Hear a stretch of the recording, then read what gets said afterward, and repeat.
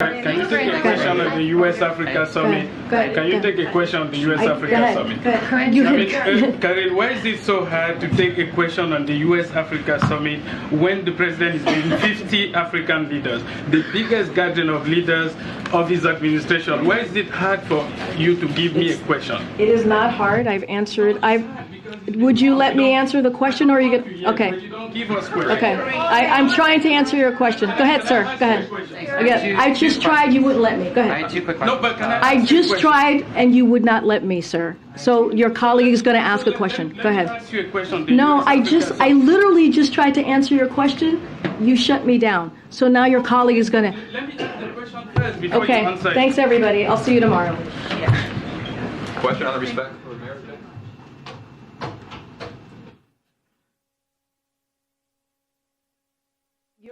You're being disrespectful to your colleagues, and you're being disrespectful to our guests. I will not call on you if you yell, and also you're taking time off the clock because Dr. Fauci has to leave in a couple of minutes. I'm done. I'm not getting into a back and forth with you. Go ahead, Jeremy. Dr. Fauci, but she's only asking a great question. You're not Jeremy. Go ahead, Jeremy. You ask your question. You should allow her to answer the question. Jeremy. She asked a valid question, Dr. Fauci, on the origin of COVID-19. It is not your turn. It is not your turn. You can't read a press briefing. You need to call from people across the room. She has a valid question. She's asking about the origin of COVID-19. I hear the question. And Dr. Fauci is the best person to answer. I hear your question, but we're not doing this the way you want it. This is the disrespectful. It is. I'm done. Simon, I'm done. Simon, I'm done. I'm done with you right now. Go ahead. Go ahead. Go ahead. You're taking time away from your colleagues. Go ahead. Only 13% of adults have gotten this updated bivalent booster. 78% of adults have completed their primary series. Which of those numbers is more important in your mind in terms of anticipating how bad this winter surge could be, if there is one, and the number of hospitalizations and deaths? And then a second question for you as well. Yeah, Jeremy, they're both important, so I don't want to say one is more and then diminish the other. But the people who are most at risk are the unvaccinated. I mean, we have 68% of our population is vaccinated.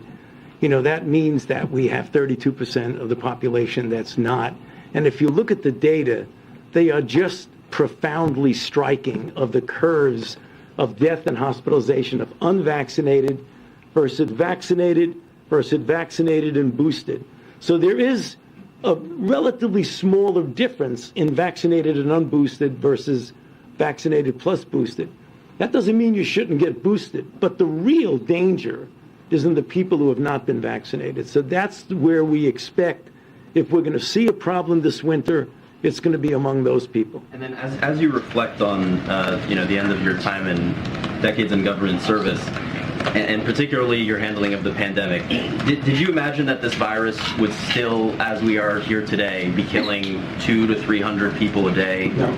Did you imagine, the level of cases, and what is your outlook for the future of this virus as you look in the next several years?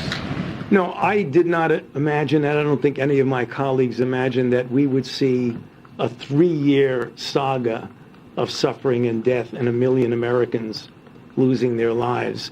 The thing that was most disturbing is something I referred to in answer to one of the other questions, was the continuation of multiple variants evolving over time, completely unlike something like measles. And that's the reason why I gave the measles comparison. Where I think we're going is that sooner or later, and I hope it's sooner, we're going to equilibrate to a low level when there's enough background cross protection that unless we get a completely far way out different variant, we're likely going to see a continued lowering and lowering. Maybe we're going to see blips at winter and stuff, but hopefully it gets down. The message that Dr. Jarrah and I are trying to get to you today is that we can make that happen much sooner by vaccinating and by keeping updating on your booster. It's just really as simple as that. We're going to get there. We can get there with less suffering if we use the interventions that we have. If you want to let nature take its course, we're ultimately going to get there, but we're going to lose a lot more people than we need to. If you enjoyed this video, hit like and subscribe to our channel so you'll be sure to see similar videos from Blaze TV with the added bonus of signaling YouTube that your voice and opinion still matters. And if you're looking for more great conservative content, check out one of the 2 videos suggested here.